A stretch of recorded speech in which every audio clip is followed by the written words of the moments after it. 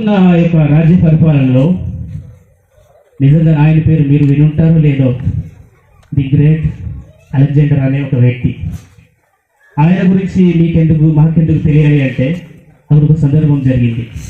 ఒకరోజంట ఈయన పరిపాలన చేస్తున్నప్పుడు, ఈయన పరిపాలనలో చాలా మంది సైనికులు ఉంటారు కదా. ఒక రాజు ఉన్నాడంటే ఖచ్చితంగా సైనికులు ఉంటారు. అలా సైనికుల్లో చాలా మంది ఉన్నారు. ఆ సైనికుల్లో ఒక సైనికుడట, చాలా మంచి సైనికుడు.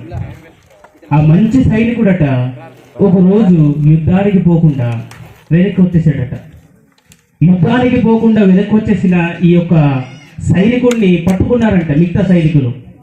పట్టుకుని తీసుకువచ్చి రాజు పాదాల వద్ద తీసుకొచ్చి ఏమంటున్నారంటే, రాజా, మాతో పాటు యుద్ధం చేయకుండా ఇదిగో ఈ సైనికుడు దాక్కుంటున్నాడు, పిరికివాడు, భయంకరుడు అని అంటున్నారంట రాజు దగ్గరకు వచ్చి. జాగ్రత్త వినాలి. ఆ పిరికివాడు, ఆ భయంకరుడు అని ఎన్నెన్నో మాట్లాడుతున్నారు. అయితే అవన్నీ రాజు పట్టించుకోలేదట. నీ పేరేం పేరు బాబు అన్నారట. జాగ్రత్త వినాలి. ఇవన్నీ పట్టించుకోలేదట. చాలా తిట్టారట ఆయన్ని. అవసరమైతే కొట్టడానికి కూడా కొట్టేసి ఉంటారు, అంతే కదా. యుద్ధానికి పోయినప్పుడు నువ్వా నేనా అన్నట్టుగా ఉంటారు కదా. అలాంటి పరిస్థితుల్లో ఈయన దాగుండడం మిగతా సైనికులకి ఇష్టం లేకపోయి ఏం చేశారంటే, ఆ రాజు దగ్గరకు తీసుకొచ్చి ఈయన అప్పగించేసి ఈయన్ని ఇక్కడి నుంచి వెలివేసేద్దాం అనుకున్నారట. అలాంటి సమయంలో రాజుగారు ఒక మాట అన్నాడట, నీ పేరేంటి బాబు అన్నాడు.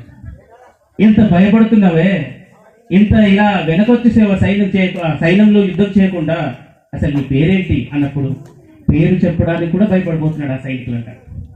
పేరు చెప్పడానికి కూడా భయపడిపోతున్నాడంట. ఎందుకంటే ఎదుట దేవరు ది గ్రేట్ అలెగ్జాండర్, గొప్ప రాజు అన్నమాట.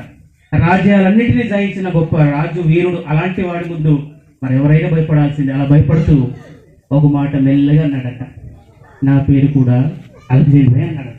ఏమన్నారు? అలెగ్జాండరే అన్నాడట.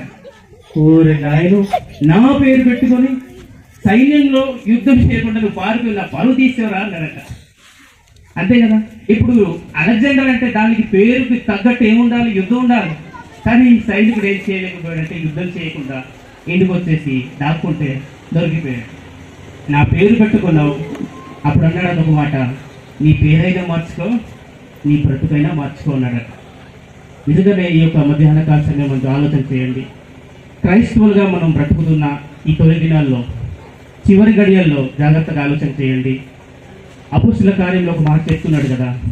ఏమంటున్నాడంటే, క్షమించండి, రోమీలకు రాసిన పత్రికలను కొట్టాను. ఇదిగో దేవుని యొక్క నామము అన్యజనుల ఎదుట, ఇదిగో దేవుడి పేరు పెట్టి క్రైస్తవులమని చెప్పుకుంటూ నామకార్థ భక్తి చేస్తున్న మీలాంటి వారు అదే కదా నా నామం అవమానించబడుతుంది అని చెప్తున్నాడు. అందుకని ఒకటే చెప్తున్నాను, మన పేర్లు ఇది నచ్చకపోతే అది, అవునే కదా. పాస్టర్ గారు ఒక పేరు పెడితే ఇంకో పేరు పెట్టుకుంటాం. అంటే పేర్లు అయితే మార్చుకుంటాం, కానీ బ్రతుకు ఇది బాగోలేదు, ఇంకా విలువైన బ్రతుకును బైబిల్ నుంచి సేవకులు చెప్తున్నారు, అలా మార్చుకుందాం మనం ఎవరైనా ఆలోచిస్తున్నారు. కనుక ఆలోచన చేయండి. మనకు పేరుకు తగ్గ బ్రతుకు ఉండాలి, బ్రతుకు తగ్గ మంచి పేరు ఉండాలి. అంటే మనం దేవుని సన్నిధానంలో ఉండాలి. అలా ఉందాం. అలాంటి కృప దేవుడు మనకు దయచేయడు కాక. ఆమె సమయం ఇచ్చిన వారికి